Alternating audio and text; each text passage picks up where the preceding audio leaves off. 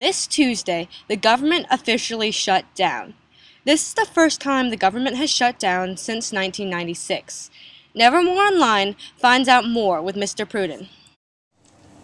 We're here with Mr. Pruden talking about the government shutdown. We're going to ask him a couple questions. So, what effects do you think it will have on any North Carolina citizens? Do you think it will reach down here or only be mainly up in Washington? I think the bulk of it's going to be Washington, but there are lots of federal extension offices that are down here. The Agriculture Department has offices down here. The Justice Department does, so those kind of people will be done. You also have some federal tourist areas down here, and all those are being impacted.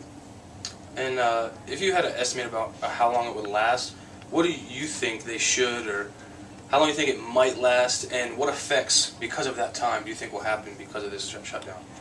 Well, from what I'm reading, it sounds like they're not close to an agreement. The President asked the leaders of Congress to meet with him in an effort to try to do it, but I think they are dealing with some issues that are hard to resolve. I don't know that it's going to be short. What they say, the last one was 10 days, and I think this one could go that long. I think they're, in part because there isn't an urgency. In some respects it's luxuries. I mean, yeah, people don't like to not be able to go to the national parks, but it's not the same as if you're, weren't getting fed or you weren't getting your mail or, Social Security checks because they still, anything that's life-threatening, I mean, we'd have a real problem if all the inspectors at the airport suddenly went AWOL and, terrorists were going on and off airlines, but those things are still in place. So do you think that it'll actually get worse before they finally fix this issue? Or do you think it'll just kind of stay how it is right now? Well, I think, it's a combination. There's a policy aspect in terms of debt. There's also a political aspect. I think if enough people get mad enough, you're going to have some politicians who are going to be concerned about whether their jobs are in jeopardy, which I think is certainly a central concern. There's been talk about that. I would argue that the impact 20 years ago in the 1995-96 one was the Republicans, however, unconsciously helped re-elect Bill Clinton.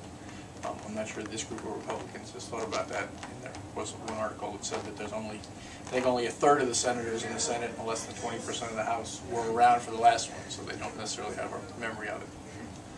And do you think this shutdown will be actually effective, or do you think it won't really solve anything overall? I don't think it's going to solve anything. I think it's just a short term, and you really got to fight between the two parties in terms of how to go. And this is a necessary result. I mean, it stems from a law that's getting a lot of attention. It stems from a law that was passed in 1870 dealing with authorization of spending, and the law still been on the books. Has been amended, but basically, it is that law that is requiring this shutdown without the continuing budget resolution. Thank you for your time, and that's the Nevermore Online. Mike Fagan, Drive usage. and Mr. Pruden.